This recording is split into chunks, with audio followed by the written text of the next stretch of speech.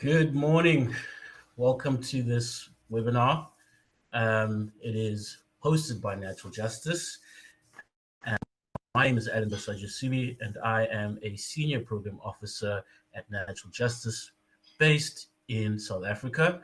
Welcome all our guests. We're looking forward to discussing implications of the Climate Change Act with our esteemed panelists. This act is a landmark piece of legislation that solidifies the country's commitment to tackling climate change. The act not only provides a legal framework for reducing emissions and building resilience, but also emphasizes inclusivity, science-based decision-making, and accountability.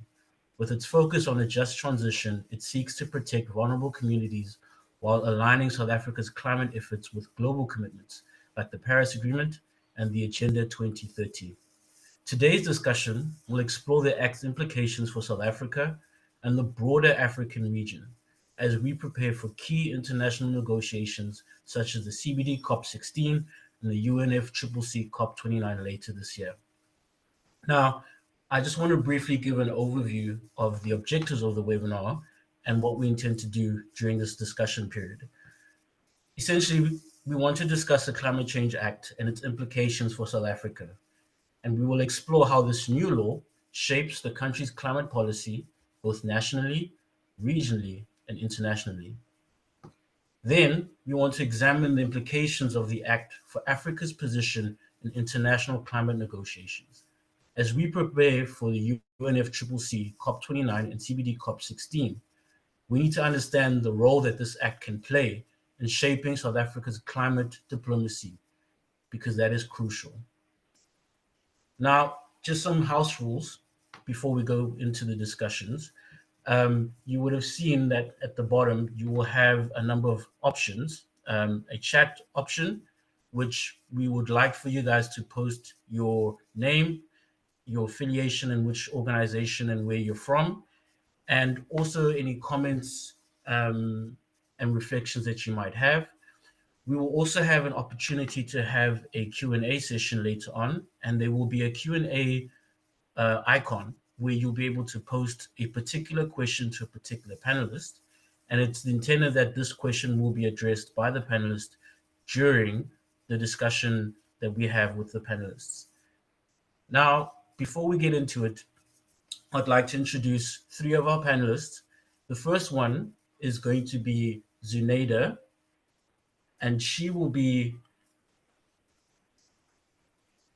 apologies. Her name is Zunaida Moosa Wadiwala. She is an attorney, a conveyancer, and a notary of the High Court of South Africa. And she serves as a rapporteur for the Sabin Center for Climate Change Law in Columbia University, covering South Africa, Saudi Arabia, and the Middle East region.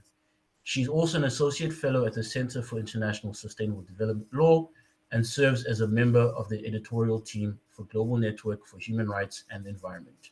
She also currently lectures at Wits University, and we are so delighted to have you, Zunaida. Please feel free and present on your expertise. Thank you. Thank you, Allan, for that lovely introduction. Good morning to everybody. Thank you also to Natural Justice for this invitation to talk about a topic which is very close to my heart. I know that I've been given 15 minutes, and in that time, I am going to try to, as briefly as I possibly can, give you a big message centering on what the challenge is in terms of law and policy developments, what the international perspective of climate change law and policy frameworks look like, and how we as a South African nation got where we got to in terms of our new Climate Change Act. So without further ado, climate change, two little words and one big concept. But hey, if you were asked to define climate change, what would you say? In a nutshell, I would say it is the accumulation of greenhouse gases in the atmosphere which is driving shifts in climatic conditions the world over. Its impacts are felt on water, food, health, land, and the environment. And the bad news, this gets progressively worse as the temperatures rise. If I had the time, I would read scenarios to you so that you could see the adverse impacts of climate change that are already being experienced around the world. However, let me paint a bit of a grim picture in terms of science and what facts we've got from the IPC, from the Intergovernmental Panel on Climate Change. So, if all current commitments are met, the global temperature could still rise by 3.5 degrees Celsius by the year 2050, or 4.8 degrees Celsius by the year 2100, which is far above the crucial 1.5 degree Celsius United Nations limits. What about if the warming exceeds 1.5 degrees Celsius, sea levels could rise by 0.4 or 1.5 meters, drowning coasts and island states. It gets harder and harder to go to look at the statistics and the numbers that have been given to us. But there is one more that I want to highlight. And I'm going to quote from the IPCC Assessment Report 6, Synthesis on Climate Change 2023 report. Human-caused climate change is already affecting many weather and climate extremes in every region across the globe. This has led to widespread adverse impacts and related losses and damages to nature and people. Vulnerable communities who have historically contributed the least to current climate change are disproportionately affected. Close quote. And with that, I take you back to the year 1985, the year of the Vienna Convention for the Protection of the Ozone Layer. The convention addressed adverse effects or changes in the physical environment, including causes in climate which have significant deleterious effects on human health and the ecosystem. This was a resolution on a protocol concerning chlorofluorocarbons, or CFCs, which recognized the possibility that worldwide emission and use of fully hydrogenated CFCs and other chlorine-containing substances can significantly deplete and otherwise modify the ozone layer, leading to potentially adverse effects on human health, crops, marine life, and the climate. So indeed, the world was awakening to this reality. Back to the question, where are we as a South African nation, and how did we get here? It is important to understand climate change law and policy framework from an international regime before I can answer that question directly. In the year 1990, the United Nations initial negotiation mandate on climate change was, and I quote, to establish a single intergovernmental negotiating process for the preparation of an effective framework convention on climate change.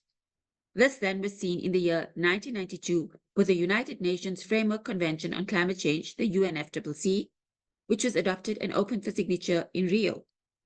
The effective date that the UNFCCC came into force was the 21st of March, 1994, with 165 signatories. Today, in the year 2024, there are 197 parties to the convention. That is a near universal membership. The UNFCCC is known as the parent treaty to the Kyoto Protocol and the Paris Agreement. In 1995, countries launched negotiations to strengthen the global response to climate change with the Berlin Mandate that led to the first COP. And in 1997, the Kyoto Protocol was adopted at COP3 in Kyoto, Japan on the 11th of December. The major decisions taken were to determine greenhouse gas emissions reduction targets for developed or Annex 1 countries and the setting up of a greenhouse gas emission trading scheme. The rules of implementation are called the Marrakesh Accords, and they were adopted in 2001, COP7 in Marrakesh, Morocco. The Kyoto Protocol provided different rules for developing or Annex 2 countries, such as South Africa. In 2007, after the IPCC's fourth assessment report, met again for a new process at Copenhagen. While much didn't actually happen, it did lay down the seeds to the Paris Agreement. In 2011, COP adopted the Durban Platform for Enhanced Action, which led to the Paris Agreement on the fifth assessment report. And in 2015, we saw the Paris Agreement at COP21. Briefly, there are three important legal foundations of the Paris Agreement. In essence, these present a core triangle of obligations and which are important as a background to our Climate Change Act. Number one, countries pledge to take nationally determined, quantifiable, and progressive actions for climate mitigation and adaptation. Number two, these actions are incentivized by changes in financial flows and related technology transfer, capacity building, education, facilitative dialogue, and other cooperative measures. And lastly, implementation is achieved through transparency and reporting, peer review, periodic stock taking, public participation, and compliance mechanisms. In essence, and what is important to understand, is that the Paris Agreement followed a very different approach from the Kyoto Protocol. You recall I highlighted the differences between Annex and non-Annex 1 countries. This was a problem because some non-Annex 1 countries developed and became more powerful economically, such as China and India, and their emissions went up and they became some of the major emitters of the world. This was unfair and problematic, and the Paris Agreement had to solve this problem, and therefore it completely changed its approach. Instead of a top-down approach like was seen in the Kyoto Protocol, it adopted a bottom-up approach where states themselves set the level of ambition so that each state is deciding what is going to be its level of ambition. The Paris Agreement has three objectives. Number one relates to collective goals.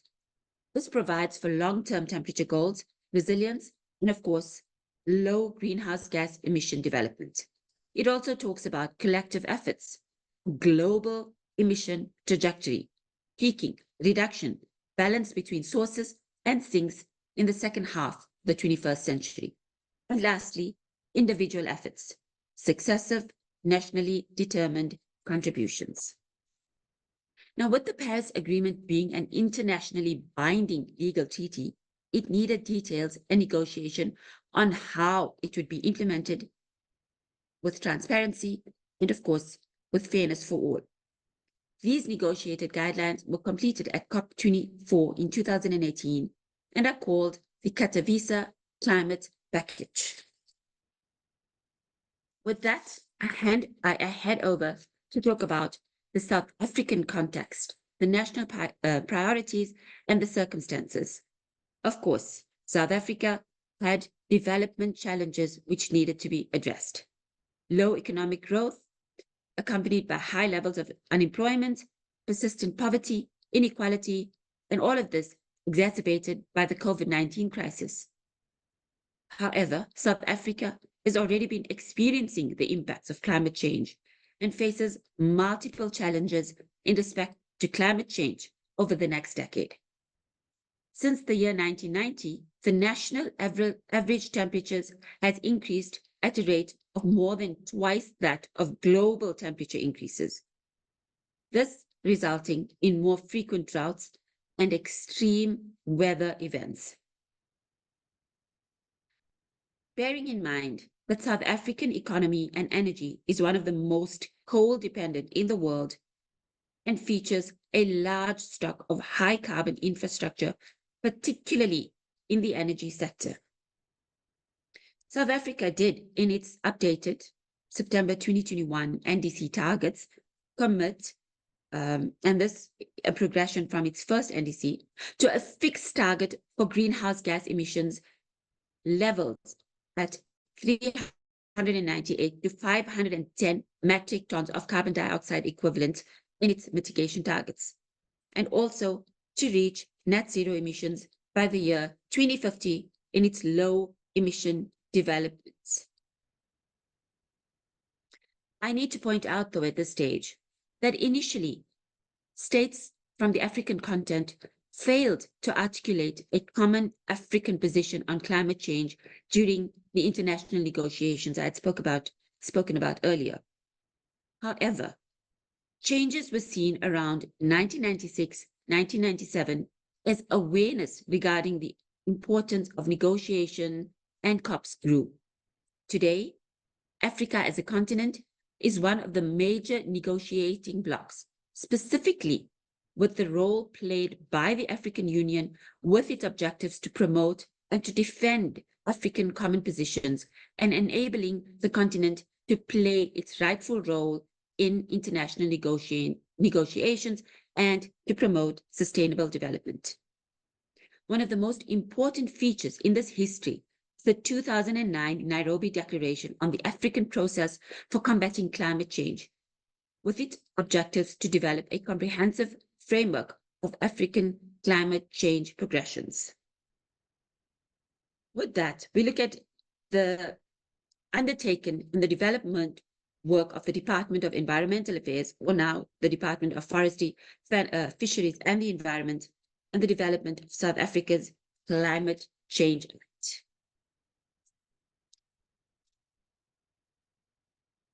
So the Government Gazette, Volume 709, number 50966 of 23rd July 2024 is momentous. It's historical. And this is because it notifies us that the President of South Africa has assented to the Climate Change Act number 22 of 2024. The purpose of the Act is to develop an effective, firstly, climate change response, and secondly, a long-term just transition to a low-carbon and climate-resilient economy for South Africa in the global context of sustainable development. Now, how does the Climate Change Act aim to do this? First, it reminds us, right in its preamble, that everyone has the constitutional right to an environment that is not harmful to their health and well-being, and also that everyone has the right to have the environment protected for the benefit of present and future generations. And secondly, it also reminds us that anthropogenic climate change represents an urgent threat to human societies, which requires an effective and progressive response. This urgency of a global response to climate change hinges on three aspects, which I have written about in a Routledge, Taylor and Francis book to be published at the end of this year, and I believe that the link has been added to the chat. I have noted that I have just 5 minutes remaining, and I will then go into some of the important aspects of the Act. Suffice to say that although the President has assented to the Act, it is not yet in operation and will only come into operation on a date fixed by the President by proclamation in the Gazette. Section 2 of the Act outlines 6 objectives of the Act. These are very important to understand, and briefly they are, firstly, to provide for a coordinated and integrated response by both the economy as well as society to the impacts of climate change in accordance to the principles of cooperative governance. Secondly, to provide for the effective management of the impacts of climate change. Thirdly, to make a fair contribution to the global effort to stabilize greenhouse concentrations in the atmosphere at a level that avoids dangerous anthropogenic interference in the climate system. And I emphasize that because I have seen from climate litigation in the global north how judges have relied on dangerous climate change in coming to their decisions. And then fifthly, to ensure a just transition towards a low-carbon economy and society. This in consideration of national circumstances. Fifthly, to give effect to South Africa's international climate change commitments and obligations. And lastly, to protect and preserve the planet for the benefit of present and future generations of mankind. Of course, due to time constraints, I cannot discuss every part of the Act, but I want to delve into something or into the most important aspects of what is now brought into law. Chapter 2 deals with policy alignment, institutional arrangements. Basically, in terms of Section 7, all organs of the state affected by climate change or who work with promotion and protection of a sustainable development must review and, if necessary, amend their policies to give effect to the principles and objectives of the Climate Change Act. Section 8 and 9 mandate for provincial and municipal forums to coordinate climate change response actions to provide reports to the President's coordinating councils. Section 10 affirms that the PCC, Presidential Climate Commission, which was established by the President in December 2022, continues to exist and act in terms of all the outlines in its functions in terms of sections 11 to 16. Over to Chapter 3 quickly. Chapter 3 talks about climate change responses for provinces and municipalities. Section 17 in the section outlines novel responsibilities by provinces and municipalities in terms of climate change response. For example, to undertake a climate change needs and response assessment, this needs to be published in the Government Gazette at least once every 5 years. And this then, this climate change needs and response assessment has guidelines outlined in Section 17.2, and in Section 17.3, the Act mandates that the needs and response assessment must be developed into a climate change response implementation plan. I'm rushing through this because of time constraints, and I'm seeing my warnings for time. Section 18 then, Allan, if you could just confirm, how much time do I have left? Thanks, Zunaida. I think you should be concluding now so that we can move to the next. Okay, so there's a lot that I haven't spoken about. Section 18, what it provides the minister with to prescribe mechanisms to support finances in terms of what I've discovered. But in conclusion, adaptation is covered in Chapter 4. Chapter 5 talks about greenhouse gas emissions and removals. Carbon budgets are dealt with in Section 27. In Chapter 6, the minister is given leeway to make regulations which are necessary to give effect to South Africa's international climate change commitments and obligations. And Section 35 concludes provides for offences and penalties. That then brings us to the end. And if we have a little bit more time, I would like to discuss, a little bit of Nigeria, Uganda, and Kenya's climate change provisions. But thank you so much. Thank you so much, Zunaida. That was such an integral setting up moment in terms of giving us a broad overview of how South Africa arrived to its decision to pass this Climate Change Act. And so thank you for your observations. And I look forward to discussing a bit more during the panel discussion, some of the specifics that you were mentioning. And so we will create that time later. We will now move over to our next panelist. Her name is Yuri Ramkisson, and she is with the Presidential Climate Commission, South Africa. And Yuri is a climate and research analyst at the Presidential Climate Commission, appointed in October 2023. She works primarily on monitoring just transitions and climate change responses. Her work has included the publication of a State of Climate Action in South Africa report and the development of a monitoring, evaluation, and learning framework for climate change and the just transition in South Africa. Yuri has extensive experience in research on environmental rights and its intersection with human rights. Yuri, floor is yours. Thanks so much, Allan, for that introduction.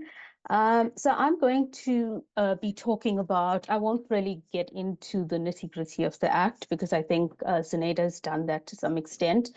I want to touch on what I think could work, where we may have issues with the Act, and then touch on an African perspective.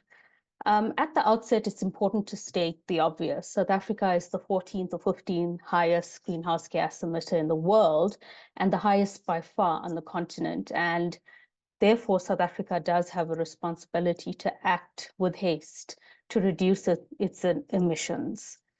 The Act is a groundbreaking piece of legislation for South Africa, particularly given how carbon intensive our economy is, and it's definitely a step in the right directions. It has various positives. It is essentially legislation that seeks to coordinate South Africa's climate response, including across governments or across various government departments that deal with the climate, even in a small measure, statutory bodies, and to some extent, the private sector. It also cuts across spheres of government, which I will speak about a little bit just now. The Act is based on or couched within Section 24 of the Constitution, which provides for the right to a healthy environment and conservation for current and future generations. This provision itself was groundbreaking in its inclusion in the Constitution in 1996. It was included as a socio-economic right, and what was also important about the right is it placed a responsibility on the South African Human Rights Commission to monitor realization of that right, which it's supposed to do on an annual basis. Importantly, the Act makes specific reference to anthropogenic climate change, which we know is human-induced climate change, which goes a long way to negating skepticism. And the reason that's important is if you look at trends, particularly in African countries, you do see a lot of skepticism around climate change. People agree that the climate is changing, but not many people don't agree that it's human-induced. People think it's just the natural flow of systems. So negating skepticism is an important factor in the Act. Importantly, it acknowledges the disproportionate impact of climate change on vulnerable people and the need for appropriate action, including for vulnerable workers and groups such as women, especially poor and rural women, children, especially infants and child-headed families, the aged, the poor, the sick and persons with disabilities. We do know now that climate change will disproportionately affect Africa, particularly sub-Saharan Africa, and particularly vulnerable groups and individuals within sub-Saharan Africa. So this is a really important clause within the Act.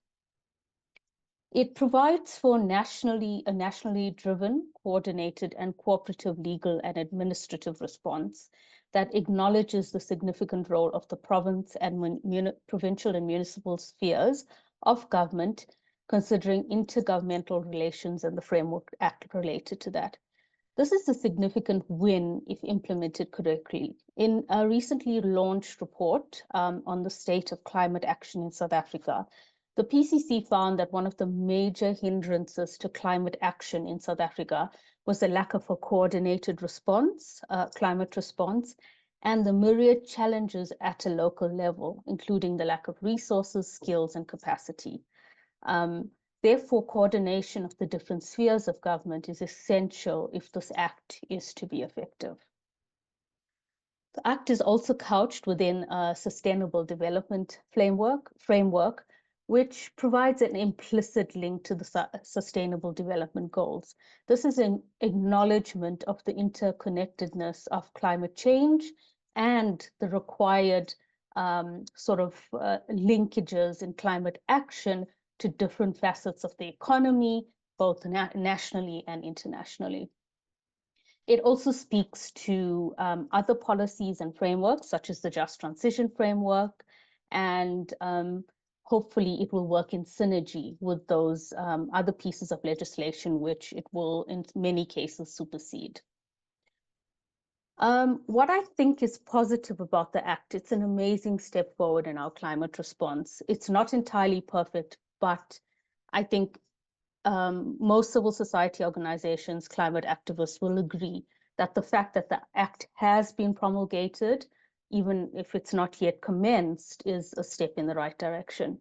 It shows commitment to national and international climate goals, and it means that South Africa has another tool in its arsenal to improve accountability in the climate space. So if communities, civil society organizations want to hold the state accountable, this Act is another arsenal, another tool in the box that we have to hold the state accountable. It's couched in human rights-based principles, which I think is often lacking in specifically the environmental science space. It does mention aspects like transparency, engagement, access to information, and accountability. In respect of specific provisions, The Act includes a legal basis for mitigation with the allocation of carbon budgets. It also incorporates South Africa's Paris Agreement reduction targets or the nationally determined contribution into domestic law. And importantly, as I mentioned, or also the previous speaker mentioned, provincial and municipal forums on climate change are to be developed. And this will further coordinate climate responses across different spheres of government. It gives further statutory powers to the Presidential Climate Commission, which will act as an advisory body to the state on climate responses, which is all evidence-based.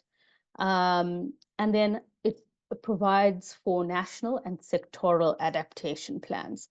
This is really an essential provision in the Act because it will ensure, if implemented correctly, that different sectors all have adaptation plans linked to their operations, and it may be cross-cutting, across many facets of those sectors. Importantly, it acts as a framework to allow bodies like the PCC, civil society organizations, labor, and other stakeholders to hold the state accountable for failure to act in accordance with the provisions of the Act. And this also applies to various departments and other legislations. What could possibly go wrong? I think the devil in the Act will be in the detail, and that, I think, applies to many acts in the country. Without effective implementation, monitoring, compliance, and evaluations, this may be a toothless piece of legislation. It's important, therefore, for organizations to empower themselves with the knowledge of what's contained in the Act and what the rights are for communities, labor, and other stakeholders, to enable them to hold the state accountable through various means. There's very little detail on how local government will be empowered to respond to climate change. It doesn't address the existing systemic and structural issues such as poor funding, poor capacity, poor skills. So it will be interesting to see how this Act works in conjunction with other acts in the cooperative governance space. It will give civil society and other actors a space for legal route, and recourse. But it's important to note that a legal route should be the last resort because of its expense and the time that it takes, to litigate. So it would be most important to ensure implementation of this Act. And this can also be done through proper transparency, access to information, engagements, and it can improve accountability before it reaches the courts. From an African perspective, South Africa is also a country of significant influence on the continent. This comprehensive climate change law positions South Africa as a trailblazer of sorts, along with Nigeria and Uganda, I think, in the climate sphere within Africa. Given that South Africa is one of the continent's largest economies and a key player in regional politics, its commitment to climate action could do one or more of the following: encourage or influence other African countries to strengthen their own climate policies and responses, attract international funding and partnerships that could boost regional investment and development. For example, within the SADC region, this may include investments in renewable energy, infrastructure, adaptation, and resilience building. This is also cross-cutting, often with a transnational reach for climate issues and responses. I think in summary, if implemented correctly, the Climate Change Act could be an important tool in taking sub-Saharan Africa forward. Lessons will be learned and corrected through various means. This will result in opportunities for capacity building, training, knowledge sharing, and more from South Africa's climate response, which will benefit both South Africa and other African countries. Thanks. Thank you so much, Yuri, for that in-depth analysis of the Climate Change Act, particularly within the context of South Africa, but also regionally.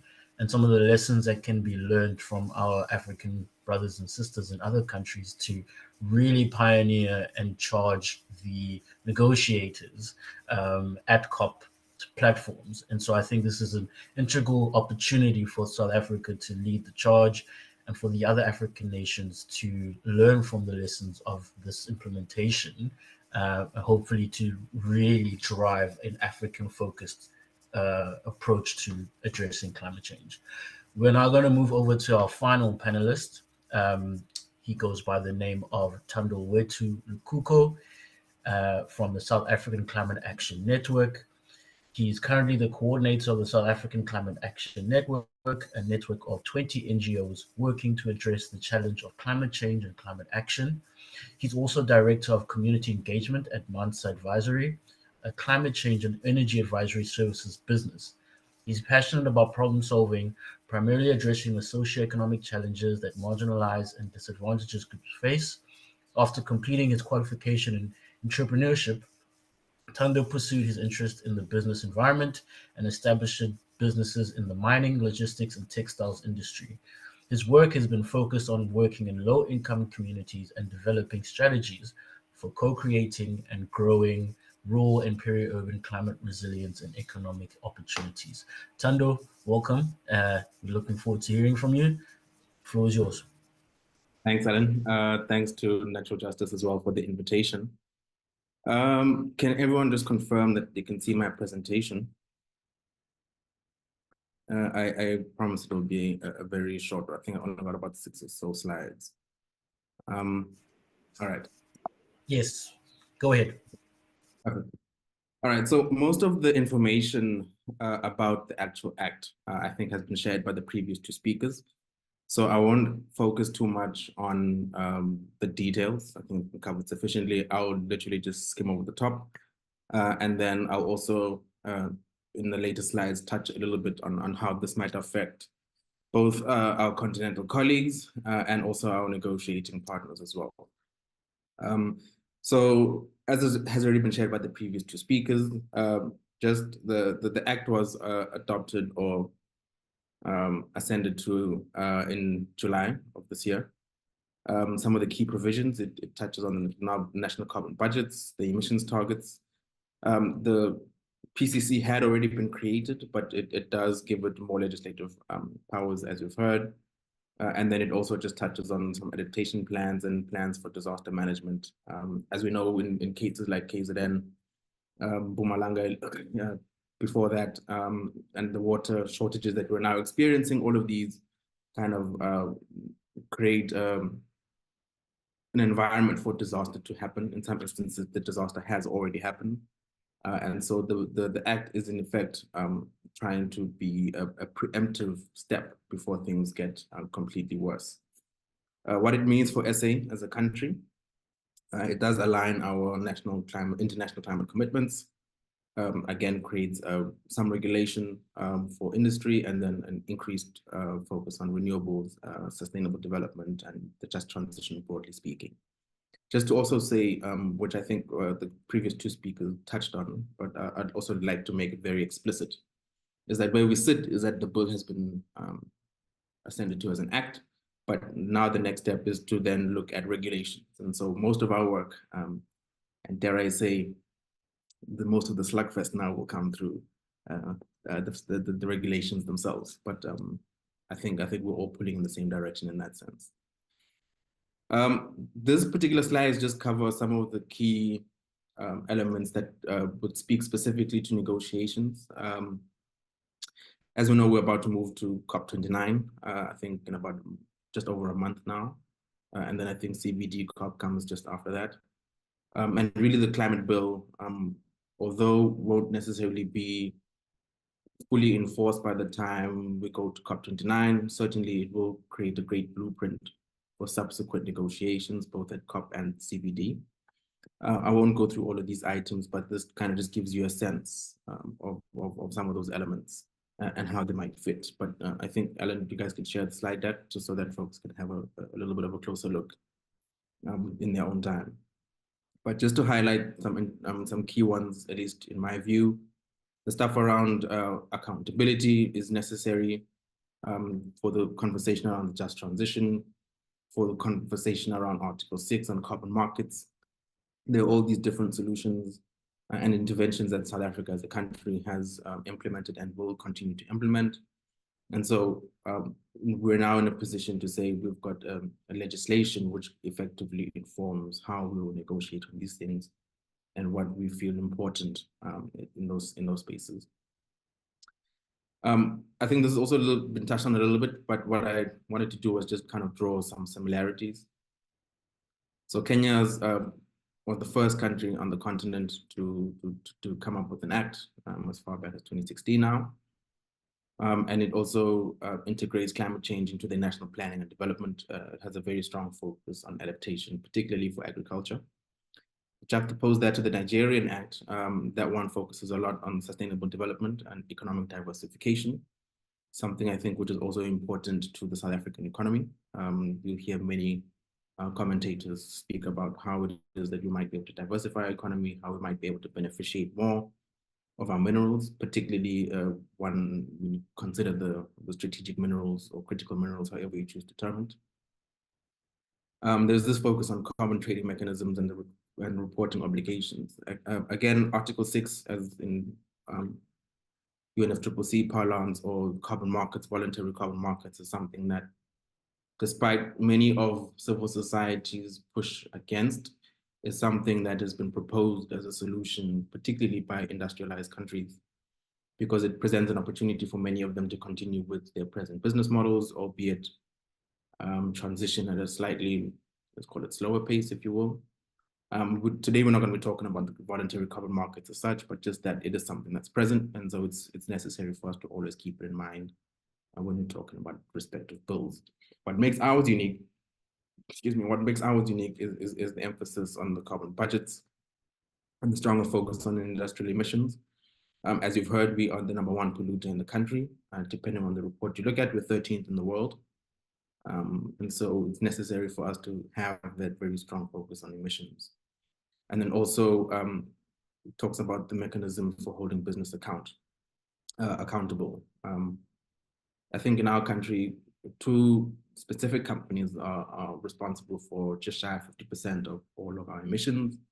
The one is Sasol through their coal to liquids business activities. The other one is Eskom, because as we know, South Africa is about 80% coal generation for our electricity. And so them 2 together constitute the single largest block of our carbon emissions. And so trying to find a way in which to hold businesses accountable, I think, is quite key for our context. How then this speaks to the rest of the continent, and certainly I think it's also been touched on that we have a bit of a power within the continental bloc, within the regional bloc. And so the climate bill also allows us to be able to utilize that power, dare I say, more responsibly, not to say we've been irresponsible with it in the past, but there hadn't been a legislation which informed some of our, like a climate change legislation. It was previously NEMA and some others. Specifically though, for cross-border impacts. Some of you might already be familiar with the fact that, carbon emissions are not going to stay in a box. They're not going to respect border lines, right? So if we're producing most of our emissions in the northern part of the country, which is Mpumalanga, naturally the neighbors that border along that fence are going to be impacted by our emissions. So to what degree then can we use our legislation to be able to manage those relationships about how it will impact our neighbors, particularly within the SADC region? There's been this increasing call and request to action the Africa Continental Free Trade Area. Part of what will make it happen, I'm not too versed on this one, but I know part of what will make it happen is specifically climate and climate laws. And so I think within the SADC region, we're one of the first countries to develop that. So fortunately, hopefully, it might help us hold that conversation around within the SADC space, particularly about how we might be able to take full advantage of the free trade area and how to deal with climate and climate impacts that are cross-border. Similarly, South Africa, like many other African states, has a very strong focus on climate adaptation. As you know, some provinces in the country are going through water issues. Linked to that, of course, will be then food security issues. So agriculture becomes another key sector. And then with the just transition, energy continues to be a very pivotal role. Similarly, though, financing. And when you listen to many of the comments from South Africa, from other commentators, or the state, they'll tell you that we will move at a pace and scale that South Africa can, but also a big part of the climate action that we'll undertake will be dependent on the extent to which we can mobilize funds, particularly from the international community. And so that similar principle would apply at a continental level, right? If you look at what's called least developed countries, some of them, in this particular case, a country like Malawi wouldn't be able to enact too much without some kind of international support. So the bill does kind of begin to open that door for South Africa to receive some of that financing from the international community, and hopefully some of those learnings could be then be applied to some of our regional partners as well. And then where opportunities exist is particularly within the technology component, technology transfer for adaptation, because I think adaptation is the single greatest need on the continent, more so than mitigation. But let's not go into those politics. And then also the regional initiatives for creating climate resilient infrastructure. Again, we might highlight Durban and how it was negatively affected there. And so the question is, how do we rebuild all that lost infrastructure? The previous speaker touched on that we also typically negotiate as a bloc when we get to the UNFCCC. While South Africa holds a very unique position continentally, globally, geopolitically speaking, we also do try to, when we negotiate, not only negotiate for ourselves, but also for many of, or rather not for, but together with many of the African states, right? And so one of the key issues that I guess speak to the continent and similarly to South Africa is this issue of loss and damage. Again, loss and damage, although we did get, and I say we as in a global community, particularly civil society, got 700 billion within the 700 million, apologies, for loss and damage fund, which is a drop in the ocean compared to what's needed. Just think of a Pakistan that half the country was effectively flooded. Do you think 700 million would be sufficient in that particular instance? The second one was around climate finance. I already touched on the need for coming up with financial mechanisms. Certainly COP29, one of the very sticky issues is on what's called the new collective quantifiable goal, NCQG, wherein the major point of contention is how much is going to be needed on an annual basis, further than that 100 billion that was mentioned. And then what's the roadmap to get to that particular amount of money? As you could probably reasonably expect, most developed nations are not interested in transferring huge sums of money to global South countries. So where then does South Africa then play a role in all of this? Is we are effectively leading the charge, for instance, when it comes to the conversation around the just transition, right? We're the first JETP recipient, and in many respects, we're still leading much of that conversation. The beautiful thing is also within the UNFCCC space, they've created the Just Transition Work Program, where South Africa is again one of the leading voices there. You'll forgive me, most of my presentation skewed towards the UNFCCC and COP because that's the space I'm most familiar with. I did not neglect CBD COP purposely. It's just bias, I guess, experience bias in this case. So I've already touched on then using the Act as a blueprint for the negotiations. But then for us as a continent, you know, there's a need and continued effort, particularly by the AGN, to try and align the national laws with the climate goals. And it's great as well that the AU is playing a much more prominent role now in respect of multilateral bodies, chiefly within the G20. And so that would be a body that would be responsible for that kind of coordination or unification of some of those commitments and goals. Similarly, again, as I said, the AGN, which is now the African negotiating bloc, or at least the negotiators from Africa who then negotiate on the bloc, they're called African Group of Negotiators. They continuously do work to try and align the continent's interests. So in conclusion, just to touch that the Act itself positions South Africa as a leader in climate governance, particularly within the continent, but also within the global South. As African countries and as we prepare for COP29, there's this need for us to continuously work towards harmonizing our policies, aligning our policies where we can. We hold a very strong position. I mean, if we again, dovetail on that subject of critical minerals, most of those minerals are needed on the continent. Most of those minerals that are needed for the just transition, and they're found on the continent. So the question becomes, how can we position ourselves such that we are the winners and not necessarily the losers as we have been in the past in that space? And then lastly, how can we collaborate all of our efforts in making sure that we can secure the kind of funding that's necessary, particularly for adaptation, more so than mitigation. And I think that's one of the things that the bill could help to form, especially with those other countries that have similar bills. Allan, thank you so much. Happy to take any questions. Thank you so much, Thando.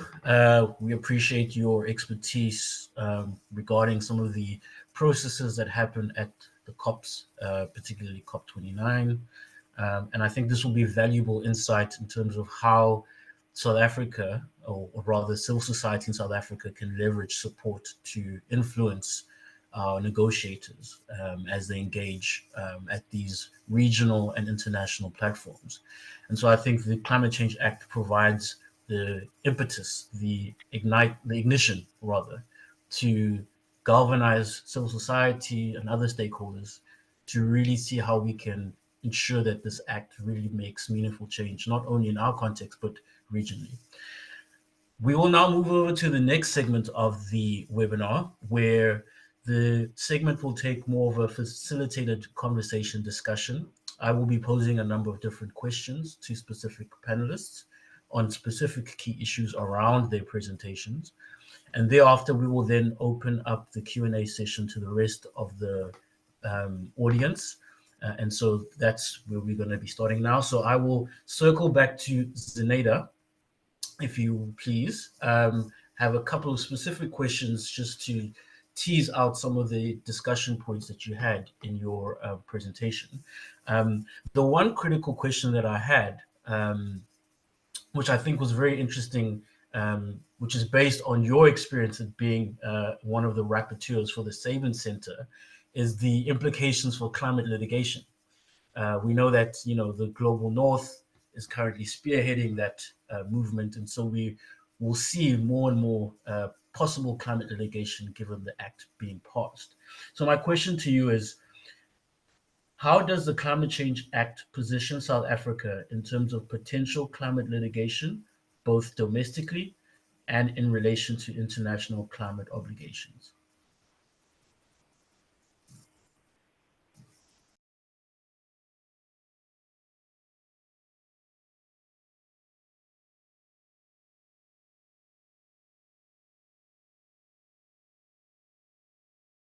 Yes, sorry. Thank you so much for that question, Allan. So yes, it's been an amazing experience being a rapporteur for the Sabin Center, and this is because we hold weekly meetings, or monthly meetings rather, with rapporteurs from around the world, and we get constant updates in terms of litigation.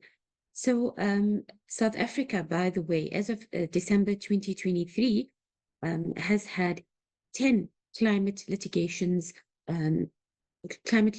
cases inserted into the database. Now, I must clarify that there is a specific definition of what is climate litigation. There's a broader definition, there's a narrow definition, and those cases that meet within the narrower definition of climate litigation then qualify as being classified as a climate change case and is then found in the database. Africa as a continent has had also as at December 2023, 10 cases on the hold, with cases from Uganda, Kenya, and Nigeria only. So to answer your question, the implications for climate litigation and how does the Climate Change Act position South Africa domestically, and well, I think it's a bit early to tell. And the reason I say this is if we've looked at, as I said, South Africa has got 10 cases. Some of them are pending, some of them are decided. What is important is to put it there that none of these cases obviously were were brought in terms of the Climate Change Act. These cases relied on provisions such as Section 24 of the Constitution, the right to a healthy environment, provisions of NEMA, specifically in terms of impact assessments, and also they were all brought in terms of administrative law and an act called PAJA, Promotion of Administrative Justice Act. So we still have to see exactly what type of litigation will be brought in terms of the Climate Change Act. Now, on an international scale, in terms of climate litigation, up until now, we've seen landmark decisions in the climate north, particularly cases. The first case I'd like to draw attention to is the Agenda case, which was decided in 2020 in the Netherlands. And this particular case was huge because it brought about a human rights turn or implications for climate litigation. This then moved on to different jurisdictions, such as Germany, where we saw a huge case where the Nobel case, where the German legislator was asked to go back and fix the German Climate Change Act. Now, if I want to look at how climate litigation started as a global movement, I would like to take you back to 1986. And 1986 was the year that the very first climate change case took place. This was the case of Maine versus Taylor. It took place in the United States. And subsequent to that, scholars have identified 3 waves of climate litigation. The first was prior to 2007, where we saw climate change cases only in the USA, some in Australia, and mainly targeting, legislation. From 2007 to 2015, we saw climate litigation moving to different jurisdictions, such as Europe, and basically the same causes of action, targeting legislation and asking for improved measures in terms of climate protection. And then we have climate litigation post 2015, which was huge because this is where climate litigation spread to different jurisdictions around the world, including for the first time to the global south. And also we saw new causes of action. But what I would like to really point out, and in the final part of my answer to your question, Allan, is the year 2024, because the year 2024 is, I think, safe to say, the year that climate change has become international. Now, we are in the month of September 2024, and we have already witnessed some exciting human rights climate litigation milestones around the globe. For example, on the 21st of March, 2024, the Supreme Court, a 3-judge Supreme Court bench in India formulated a new constitutional right to be free from the adverse effects of climate change by drawing upon Articles 21 and Articles 14 of the Indian Constitution, and these point to the rights to life and to personal liberty. With that, we saw the advisory opinions by the Inter-American Court of Human Rights and then the ITLOS in April and May, respectively, with the International Tribunal for the Law of the Sea, ITLOS, having noted that climate change represents an existential threat and raises human rights concerns. On the 9th of April 2024, the European Court of Human Rights adjudicated its first 3 human rights climate claims with potentially huge repercussions for climate justice in Europe and beyond, by recognizing that the climate crisis is in fact a human rights crisis and that governments must significantly increase their climate efforts in order to protect human rights. The Klimasyneren case, which is well known in legal circles, talks about senior Swiss women who were affected by the increase in temperatures. So this was successful in that court. So basically, it remains to be seen, will South Africa's Climate Change Act be sufficient? Will litigation be brought about to say that we need to step up protection as we are seeing in the global north jurisdictions? Just to conclude then, by finding that climate change is in fact affecting human rights at present as well as in the future, courts have affirmed that weak climate actions by states is in fact a lacuna in domestic frameworks, and this then amounts to a violation of human rights obligations to protect plaintiffs from the harms of climate change? Thank you very much. Thank you, Zunaida. That is incredibly informative and really, I think, pivotal in terms of how civil society, at least, and other stakeholders could facilitate or use the momentum that's been gathered in other parts of the world to really start driving change through law, and really influence, this achievement of really just trying to bring about change within our societies and obviously within the context in which we live. I'm going to throw the next question to Yuri. Given your experience as a climate change and research analyst, and obviously having a background in monitoring evaluation, in your view, how well is South Africa prepared, both institutionally and technically, to implement the monitoring and evaluation provisions of the Climate Change Act? And what are the key challenges we face in this regard?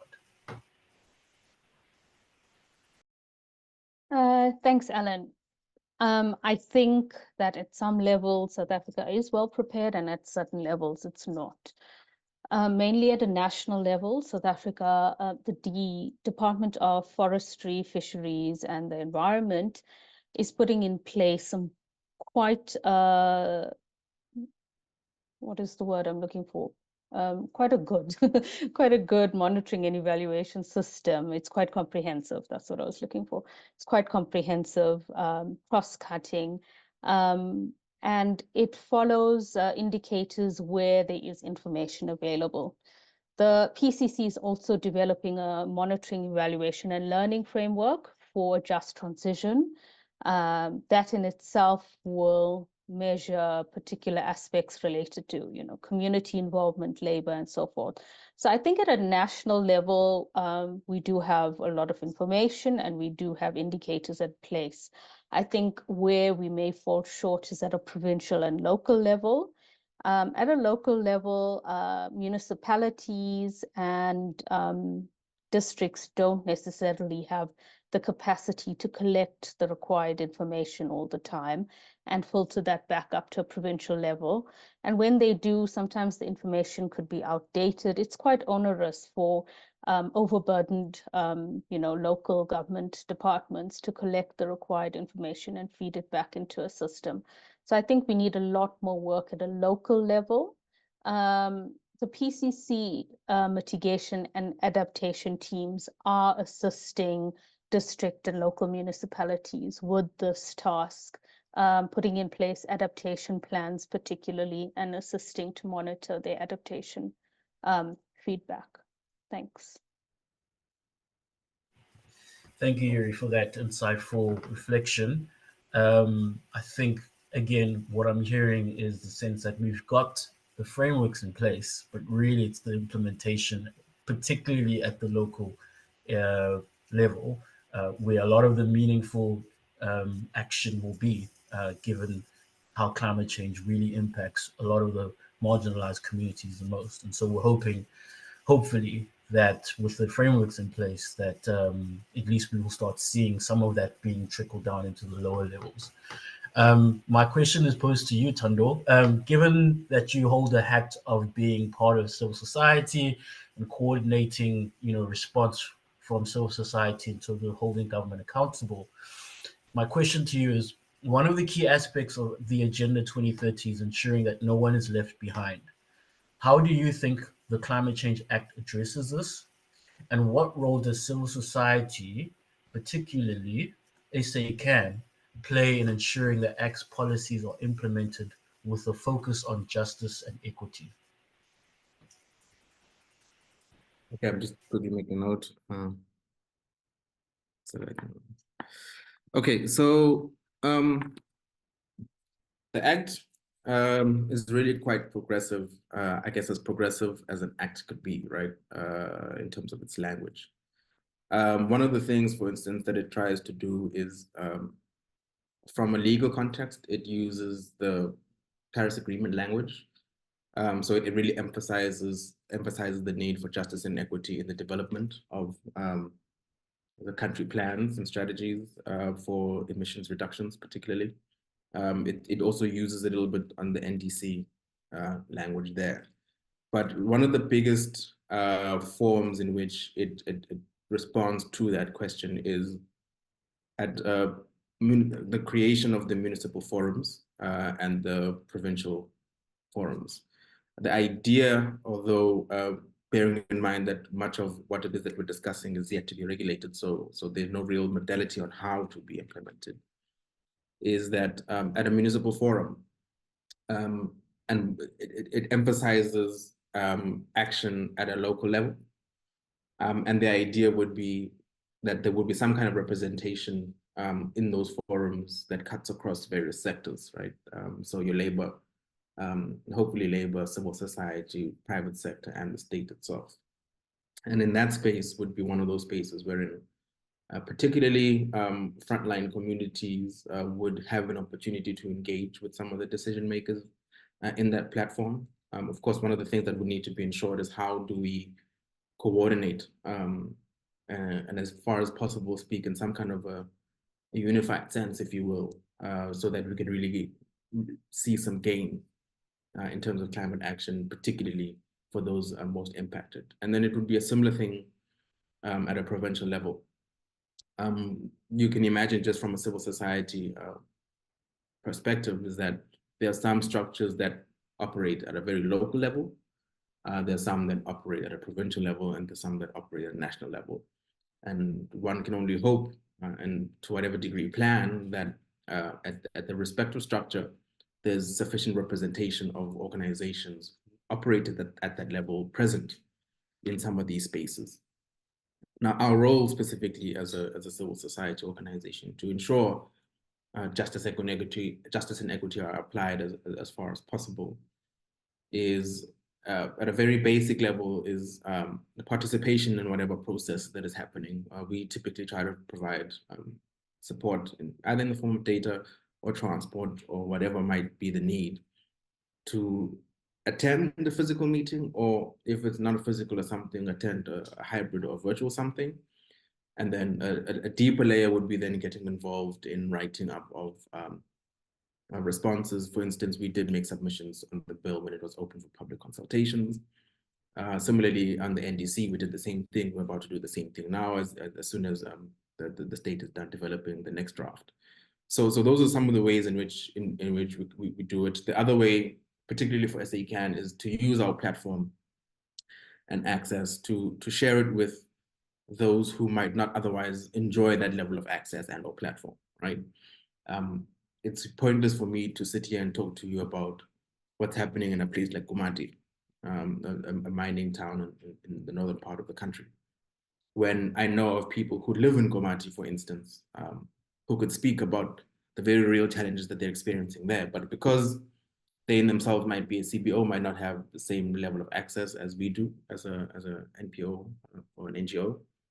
And so what we then try to do is to use that platform where we get invited sometimes to, I don't know if allow is not the right word there, but to give that platform over to some of these other organizations that make use of it and then share the very real stories that might impact on the policy direction.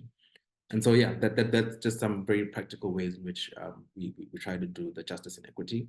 And then the last one is just this very strong emphasis on, and you'll find it in the climate bill, a very strong emphasis on language. And not necessarily saying we're using jargon and so on, although we try to discourage the use of jargon, but particularly the translation of various things into the respective languages of the various provinces. That does really help people to kind of get a sense of what's being discussed, even though some of the terms might not exist in a verbatim sense in certain languages, but it is a step in the right direction. Thanks, Allan. Thanks, Thando. Just noting we have 5 minutes of this session, so I'm going to pose a question to you, Yuri, and then you, Zunaida, and then we'll then open up the floor to questions, which are already in the question and answer slot, and then obviously taking questions from the floor. Yuri, my question to you is, given that climate data collection and transparency are vital to the implementation of the Act, how will the Presidential Climate Commission support the development of necessary capacities in both public and private sectors to meet these requirements?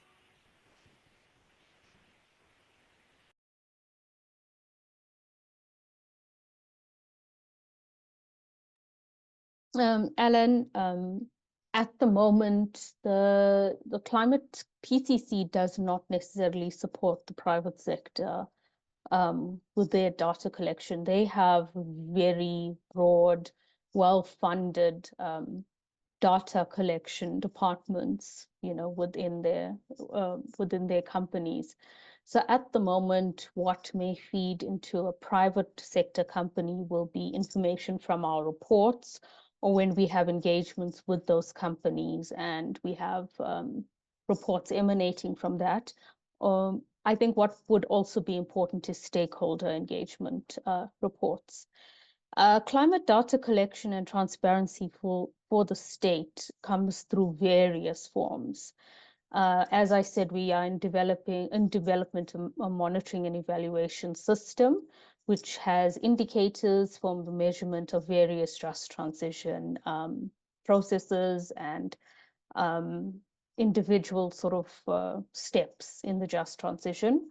We do rapid evaluations at the PCC. So one of those rapid evaluations was the Kamati rapid evaluation, when the president asked the PCC to do a study of how the decommissioning process was going at Kamati. So that was a study that we did at the end of 2023. The report was published in November 2023, which provided many lessons and recommendations, which could possibly be used as a learning handbook for other decommissioning projects. We do consensus building and stakeholder engagements, particularly with communities. We gather sort of anecdotal evidence, which is often, supported by scientific evidence. We do surveys, interviews with state departments. We've also been working with the Department of Monitoring, Evaluation, DPME, Planning, Monitoring and Evaluation, to try and integrate some of the just transition outcomes into the annual performance plans of state departments. So our data collection techniques are very wide varying. We're also in the process of developing a learning network on just transitions, noting that we are a member of the just transition stream at the UNFCCC. We want to, start a community of practice on just monitoring or tracking just transitions. So all of that feeds into the state departments, particularly the DFFE, but also goes towards the development of our own reports, such as the State of Climate Action Report. We've just, in fact, later today, we're launching a report that's been done by the HSRC on behalf of the PCC on public perceptions on climate change and a just transition, and shows amazing results on awareness of those aspects and what's known, what's not known, and can inform policy. So that's being done later at 2:00 this afternoon. Yeah, thanks. Thank you so much, Yuri, for that. It's very helpful and insightful. And please feel free to share that link or report so that we can also keep a close eye on that as civil society and other stakeholders. Zunaida, the last question to you before we open up the platform. Given your exposure to international climate change laws and international climate litigation, I wanted to ask whether there are particular elements within the Act that can position South Africa as a leader in global climate change governance, especially when compared to countries with similar climate vulnerabilities.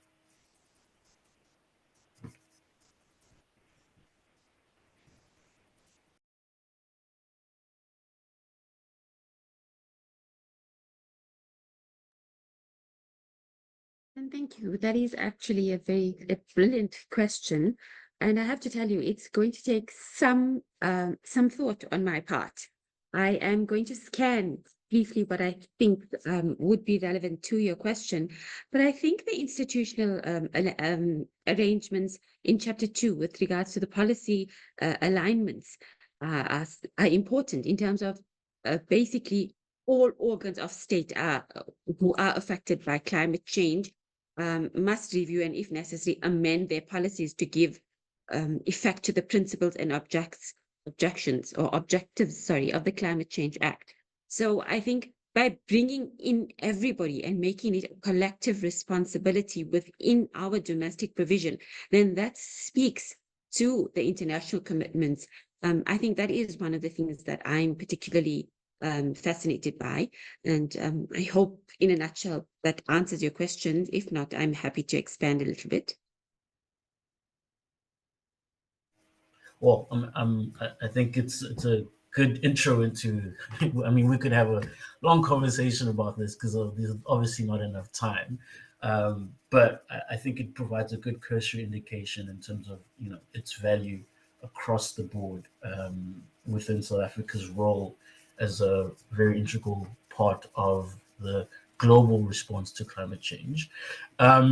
So now we're into the new segment where we're going to open up the discussion to the audience. I have 3 already specific questions. And the first one is from Kiriako Tobiko. And this, I think, can be taken by any of the panelists. But they say, great presentations. I note that it has taken South Africa a rather long time to enact and operationalize the Act. What could be the reasons for this? What are the key aspects of South Africa's just transition framework? And is the long-term net zero strategy embedded in the Act? So, would anyone like to take that question?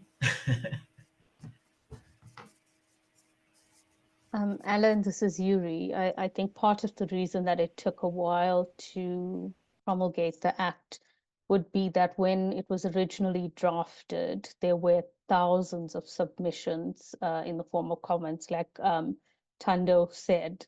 I was at the South African Human Rights Commission at the time as well, and we provided comments, extensive comments.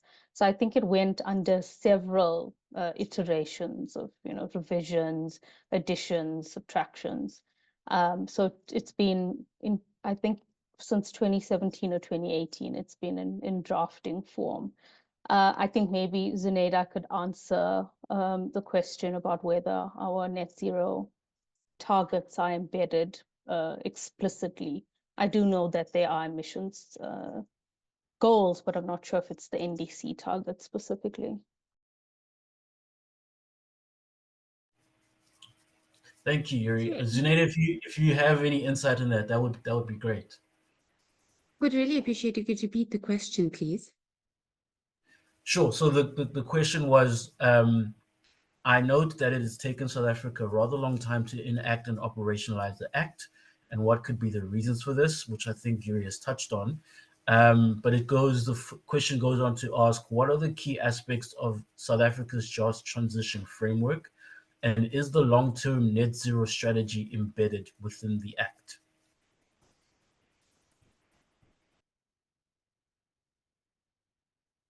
Okay, so Yuri has answered the first part of the question, and with regards to the second part of the question, it is embedded into the Act. I'm looking for the exact provision of where and how it is, but I think Section 28.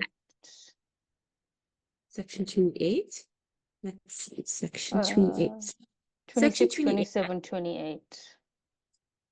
Okay, let's go back. So Section 26 actually, that all falls within Chapter 5, and it talks about the greenhouse emissions and removals.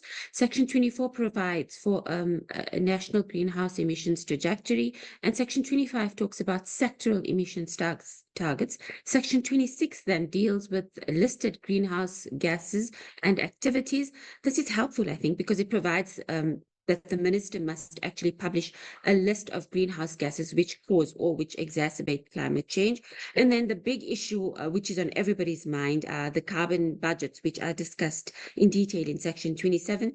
In essence, it provides that the minister must allocate a carbon budget by any person who emits a certain quantity of greenhouse gases.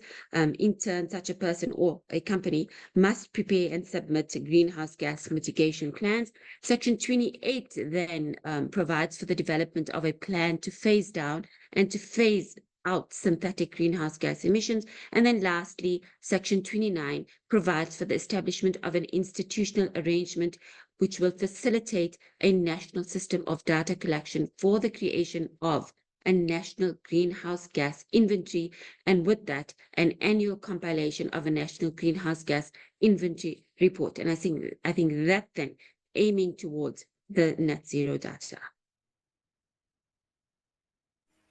Thank you so much, Zunaida, and thank you so much, Yuri, for answering those questions. Thando, the next question's for you. Part of it has already been answered by Zunaida and Yuri, but I think the relevant section that pertains to your work is, does the Act provide for NDC development? Yeah, in short, it does. So here's the key thing that I think also contributes to the submissions just made by Yuri and Zunaida, right?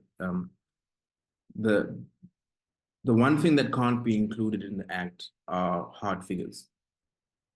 So for instance, we can't say we're going to decrease by X amount, because what happens then if you don't, right?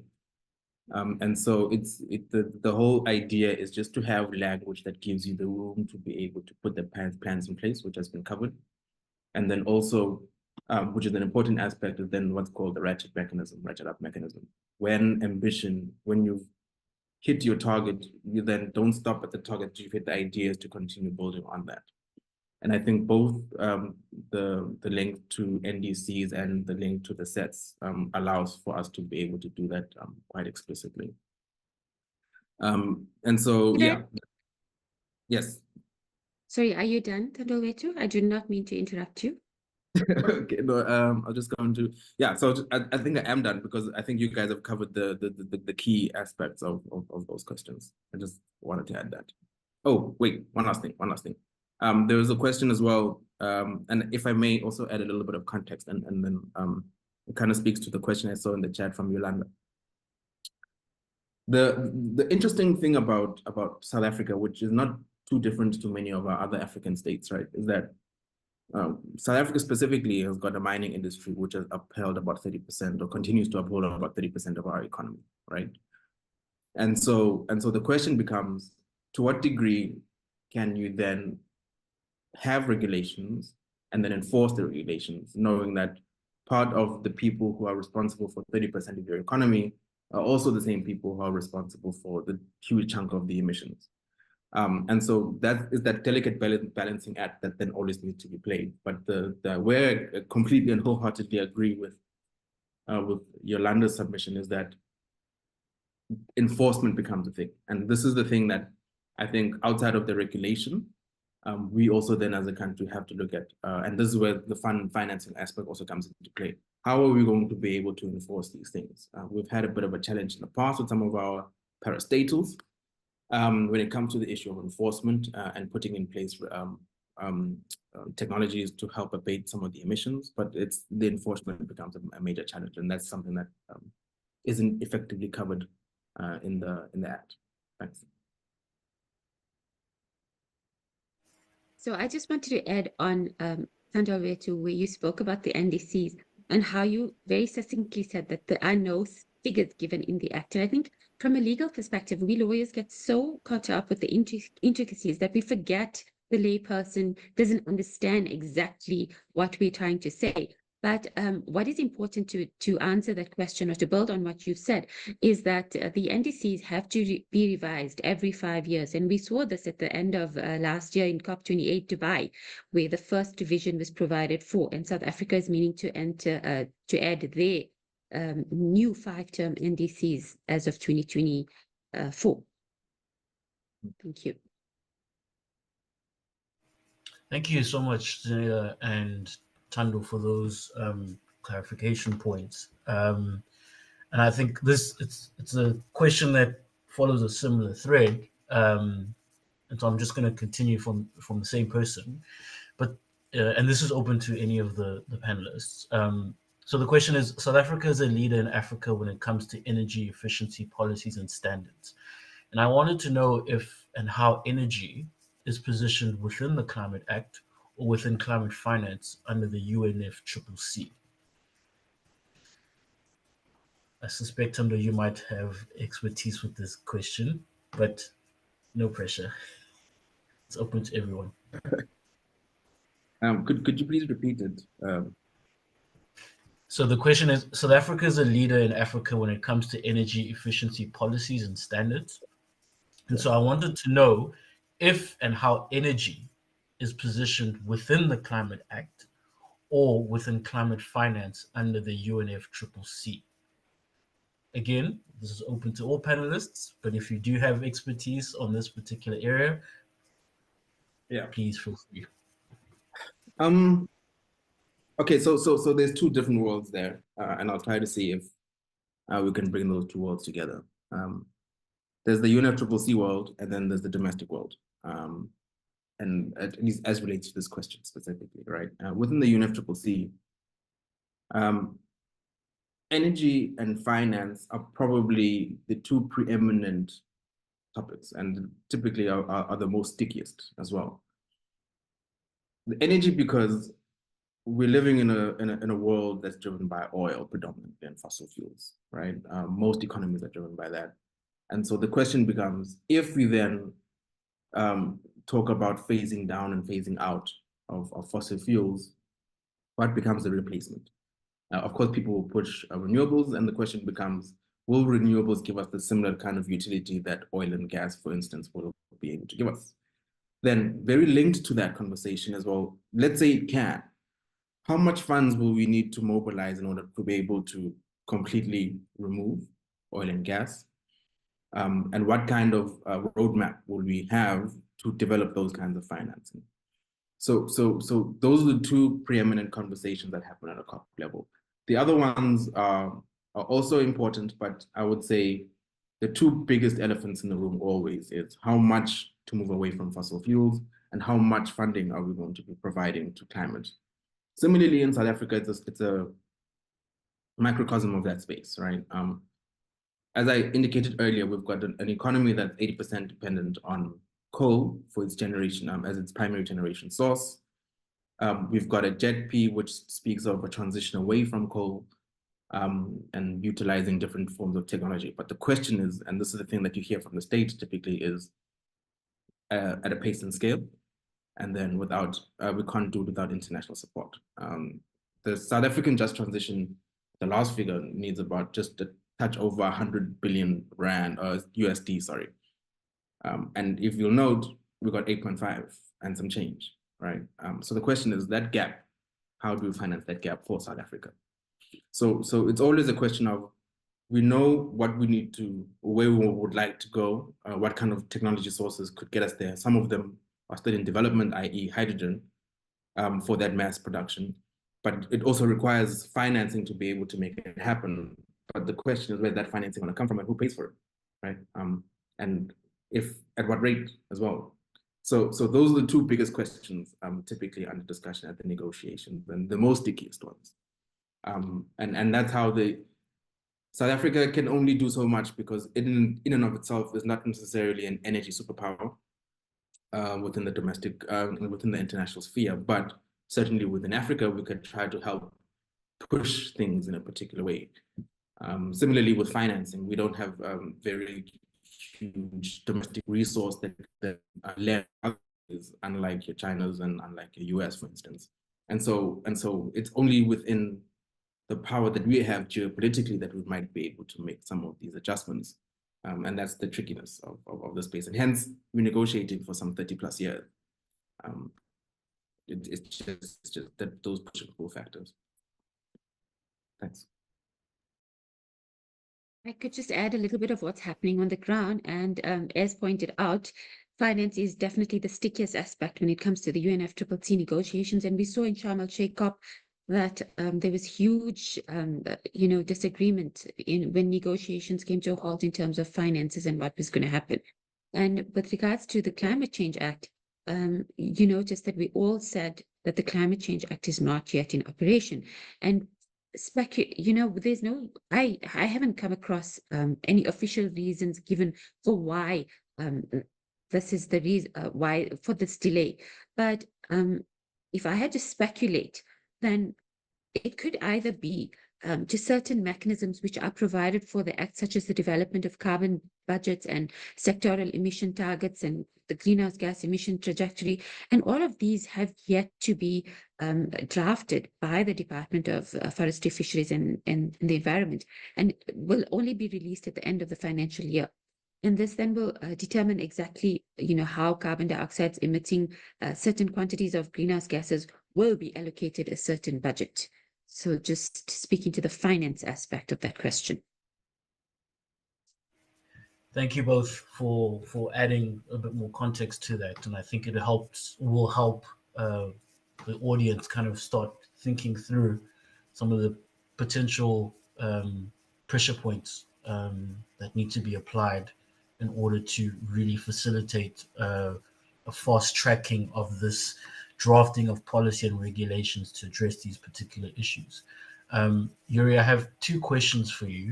The one question is, since we are aware of the M&E challenges, i.e. the shortage of M&E specialists within the climate change space, one, how can organizations be supported in ensuring the Climate Change Act is monitored and evaluated in a very rigorous and credible fashion? And then, are there some developments around basic adaptive M&E frameworks? If they are, can you please share the links and resources available?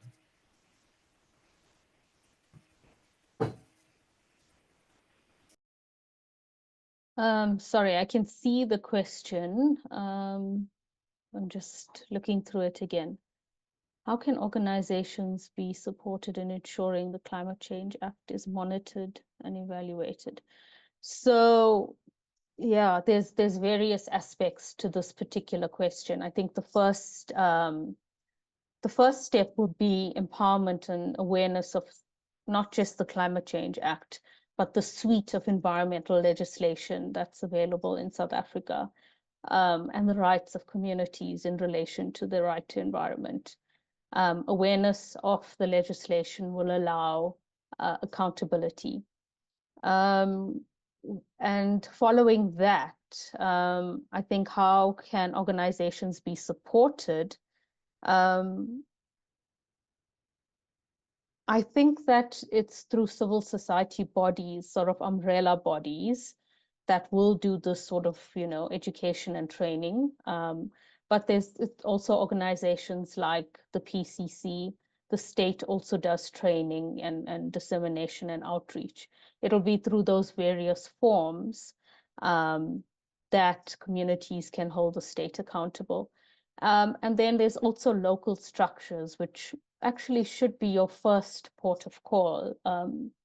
Typically, you would have councillors, you would have local government departments, and generally your first port of call for, ensuring accountability should be your local government, and then provincial government.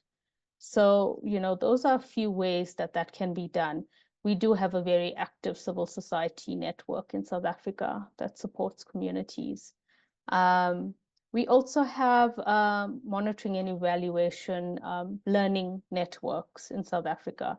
There's one in particular, I'll have to Google what the acronym stands for, SAMIA. I think it's a South African something for monitoring and evaluation. Oh, it's the South African Monitoring and Evaluation Association. So organizations can engage that umbrella body for assistance with monitoring and evaluation at a local level if it's needed. The second part to that, I'm just trying to get it. Are there adaptive M&E developments and standardization? So what's being developed is a broad monitoring and evaluation monitoring system, a monitoring and evaluation system, not just for monitoring adaptive measures. It's mitigation, adaptation, it's monitoring the procedural justice aspect of a just transition. So that's what the PCC is working on, but it hasn't been finalized. There is a link to the DFFE site, which I will look for, which is collecting similar information. But it's important to note that the DFFE will collect different information to organizations on the ground and statutory bodies, and also the information that feeds into the DFFE may be different, because the PCC, for example, engages a lot with communities and gathers information from there. Our sort of data collection techniques will be different to the DFFE, so it will have different sorts of feedback loops. But the PCCs is not finalized as yet. I'm not sure if that answers the question. I'm sure if we have a follow-up question, we'll see. And then just a question to you that wasn't posted in the Q&A icon is, how can communities access the PCC, particularly those in remote areas and coastal areas, without access to the internet or digital tools? But who want their concerns registered with the PCC? So it would depend what type of concern this is. It's important to note that the PCC is not a complaints mechanism. The PCC is designed to gather information from various sources, such as communities, surveys, interviews, the ones I spoke about earlier, and then develop almost opinions or reports, recommendation reports, policies, and this acts as advisory documents to the state. So if a community has concerns, that doesn't necessarily come directly to the PCC. That needs to go through state routes. It don't need to go to, as I said, there's ward councillors, there's local government, there's provincial government. There's also the South African Human Rights Commission, which deals with various complaints, and there's civil society organizations that also act on behalf of communities that that require their concerns addressed. So the PCC doesn't at the moment have a complaints handling section. It's more for scientific advisory, evidence-based advisory body. So that, that's how concerns could be registered. And then what would happen is either, the DFFE or the president or another state department will come back to the PCC and say, there's a concern in this area. This is what's happening. We would like you to investigate and give us your opinion on what's happening. So that's what happened in Komati, for example, and in KZN around the time of the floods. The PCC was then asked to go and assess the adaptation measures that the city was taking to avoid impacts in the future. And then we're doing a follow-up study now to assess whether any of our recommendations were taken on board. So. Thanks, Yuri. We have one more question that was posted in the Q&A slot. Allan, I wonder if yes. I could interrupt you. I found it very interesting, the question that was posed to Yuri, and Yuri answered it so well. But I would like to just add a little bit more as to how civil society can support. And what has happened on the ground again, and what we've seen from both domestic climate litigation and international climate litigation, is how NGOs have brought and instituted legal action. So, for example, in South Africa, we have different associations, EarthLife Africa or Groundwork or South Durban Community, SDCA, and these organizations then sort of sow the seeds of holding the relative parties accountable, because they then institute the litigation.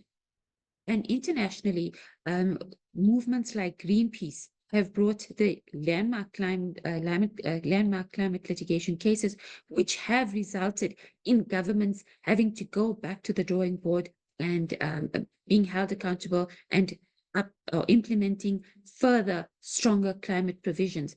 As a movement which you must have heard of, the Fridays for Futures, which was started by the youth, which was, I think, spearheaded by Greta Thunberg, was instrumental in the biggest German constitutional climate change case in the German Constitutional Court.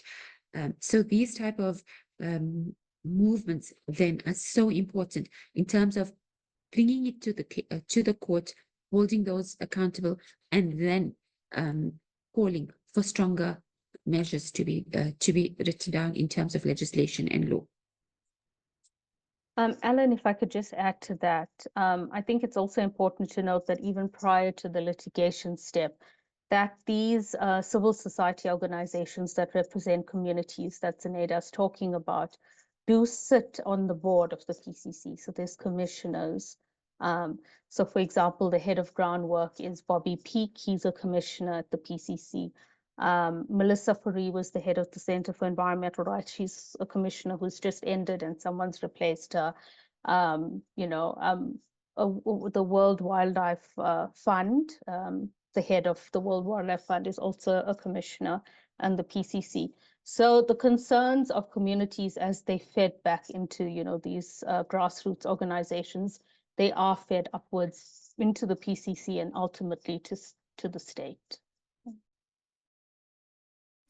Thank you both so much for answering that. And in many ways, you've answered the question that I was going to pose, which really was asking, how do we ensure that citizens are aware and are able to participate in monitoring private actors and ensuring, as well as government, that they are complying with law and regulations. And I think ultimately, given the fact that, we as civil society stakeholders, lawyers, campaigners, we hold all this information at an institutional level. And I think it's a responsibility on our part to use our networks to, as you say, deal with any misinformation that's being sent, but also, applying our expertise really to really just, ensure that companies and government are held accountable to these frameworks that have now been published and promulgated. And so I think it's a call for bigger civil society to really start collaborating and networking amongst each other and strengthening the community voice.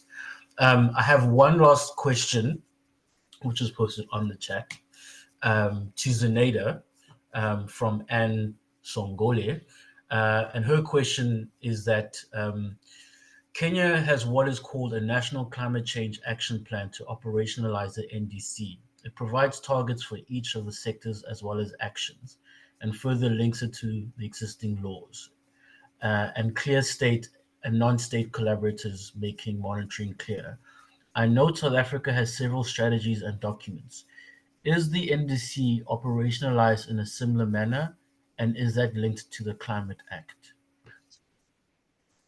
So thank you for that question. And before I delve into that, I just want to go back to what you were just discussing, Allan, about the civil movements and the accountability that they hold. And I actually took me back to a previous question into how the Climate Change Act and what stands out about it, and how this is sort of an act that can be seen as a leadership type of act. So if you look at it, I spoke about Section 2 being important, but what also strikes me is that the Climate Change Act actually holds the PCC as an organ of state. And the fact that Yuri has drawn on that these NGOs and grassroots organizations have a stake in the PCC is also something novel, something unique, and something which is highly commendable. There's been some criticisms about the Climate Change Act, but I think this is something that needs to be highlighted and commended on. Secondly, also, Section 32 of the Climate Change Act allows for public participation, and this is by the means of scrutinizing policies as published by the minister in the Gazette. And this too speaks to the novel approach that the Climate Change Act has provided for, and which I also think needs to be commended upon. Okay, now to answer the question, and I'm looking at it on my screen. It's disappeared. I'm just going to try and bring it back up. Kenya has what is called a National Climate Change Action Plan to operationalize the NDCs. It provides targets for each of the sectors as well as action.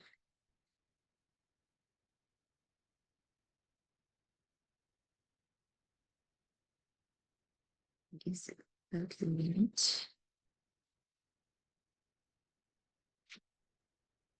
The Climate Act. Okay, so thank you very much for the question. And yes, it's helpful to note that, as Thandolwethu did point out, that Kenya was the first in the African continent to have a climate change act back in 2016. And Kenya's Climate Change Act actually mandates national climate change councils to set targets for the regulation of greenhouse gas emissions and for a national climate action plan. It also obliges all state departments and national government public entities to report on sectoral greenhouse gas energies for its national inventory. And so, yes, in terms of that, what I've just outlined, South Africa's Domestic and New Climate Change Act does provide for, or does have similar provisions. And I hope that answers your questions. Although not directly on the NDC operationalized in a similar manner, which is then linked. I don't know why I'm not getting the end of the question. It just stops at linked. What does it say after that? It says links to the Climate Act. Yeah, I think it's also the sets that it's referring to. So South Africa does have the sectoral emission targets that are linked to the Climate Change Act.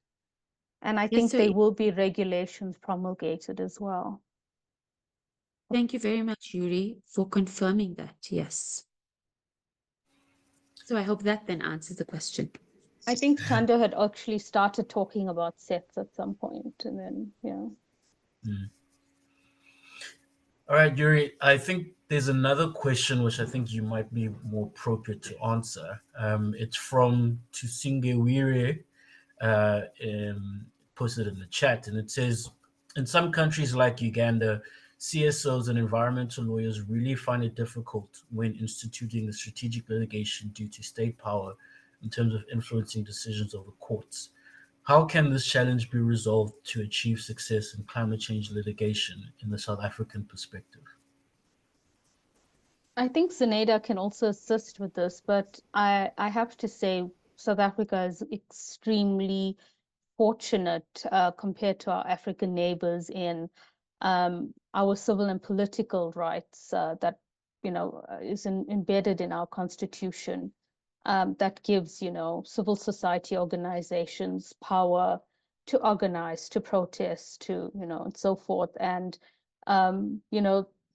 I agree that there is some form of an attempt to diminish the power of civil societies in some instances, but we have an extremely, extremely dynamic and vibrant civil society network in South Africa that I think refuses to be, sort of diminished in that sense. So I think in South Africa, we are quite lucky. It's nowhere as bad as, in other African countries. But I still think that we need to be very careful that we continue to engage with civil society organizations as statutory bodies.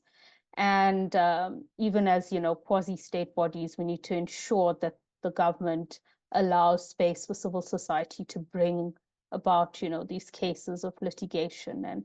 And so far, civil society has been quite successful, but they continuously need support. Financial support, capacity, and so forth. And quasi-state bodies, statutory bodies need to fight for this constantly. Thanks. Zunaida, you might want to add. Yeah. I think you've answered it so well. I think the only thing that comes to my mind is that South Africa does have the policies of the principles of Batupele and Ubuntu, and that lending to the ultimate aim of what we as a society want to achieve. All right. Thank you so much to Yuri and Zunaida. I do not see any more questions in the chat or in the Q&A. I'm going to give one last opportunity for any questions from the floor before I start closing our webinar. And so are there any other questions that audience would like to raise? Either raise your hand or pop it in the chat or in the Q&A box. But if there aren't any further questions, I'm happy to start wrapping up our webinar.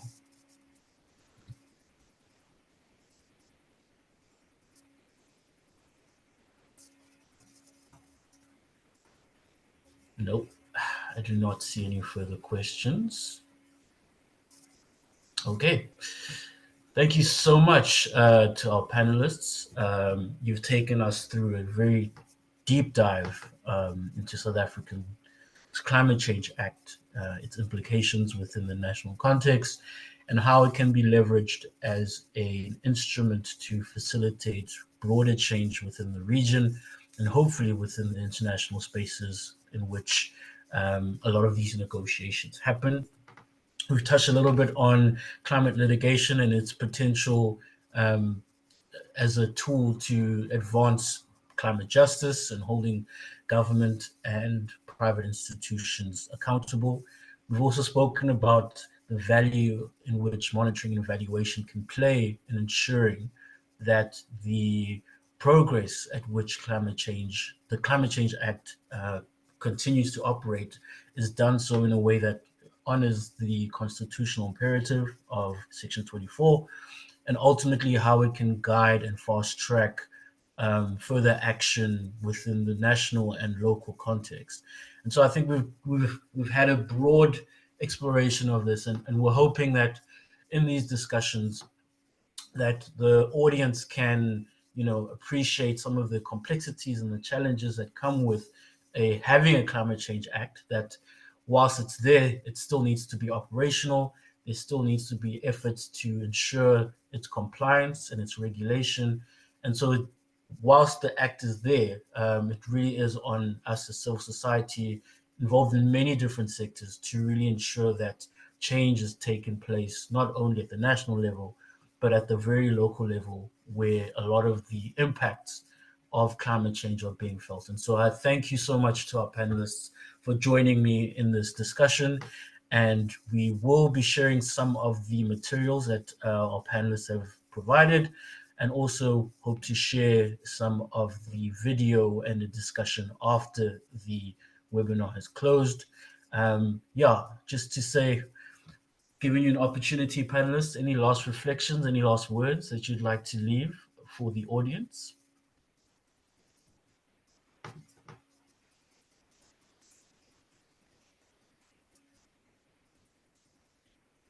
Maybe I can just quickly say something. I think the PCC is releasing a report later today on perceptions of climate change. And one of the major findings was that people put climate change well behind, issues like poverty, unemployment, crime, which is completely expected. But I think people shouldn't forget the link between climate change and the right to environment and issues like poverty, and unemployment, which will be exacerbated with the just transition, and poverty, which is often exacerbated by climate impacts. So the link between human rights and environmental rights is quite an important one to know. And perhaps I would just like to talk on something which we didn't get a chance to touch on during the webinar, and that is the precautionary principle. And the precautionary principle is something that was introduced a long time ago in law, but which was implemented in the UNFCCC. And what is very interesting is that we've seen I've conducted a study of domestic cases and compared that to landmark cases from the global north. And all of the judges then have actually referred to the precautionary principle. And that also we see, it's very interesting how it is being linked throughout a common thread between the global north and the global south, and how important it is in the climate change sphere.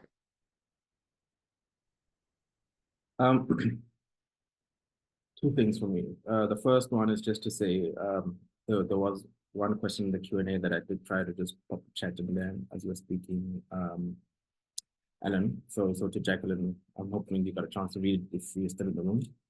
And then the second thing is, I think, look, having gotten this Climate Change Act is without a doubt a milestone, right? It's a pretty huge milestone. And so that we cannot take away those points from the process. Now that we're here, what we just need to remember is that it's effectively a framework, right? It's a framework for what should be done and what are the key things that need to be factored in, and what and effectively draws a line between what should be legal and what falls outside of the law. But now the details, which I think one of the speakers did say the devil is typically there. That's not where we're now about to get into, right? Things around what it means, excuse me, what it means to the ordinary person is not something that is prioritized by the Act itself. That is something that's done by respective organizations in respective sectors, because the Act in itself might mean slightly different things to someone in business as compared to me in society. And similarly, that level of education and public education around generally what this thing means ought to be done by those respective sectors, if you will, which is the point I should add in the group, in the chat. So I think now that we're at this point, I'm excited to kind of see how we're going to regulate it. I mean, I'm excited for those discussions. They will be very robust in a typical South African fashion. And then, and then from there, really, it's all about action. This is intended to inform action. And I think outside of what it is that we say, I think greater emphasis needs to be placed on what it is that we do and what is it that we can do and what we're enabled to do by the Act. Thanks. Thank you so much, panelists. And yeah, to the audience, thank you for joining us. We really appreciate your time. And we hope that this webinar has been enriching. As we've said again, if you have any further questions, it's been posted in the chat to send those to natasha@naturaljustice.org, and we will endeavor to address those particular questions. But for now, I bid you a farewell, and until we meet again. Bye, everyone.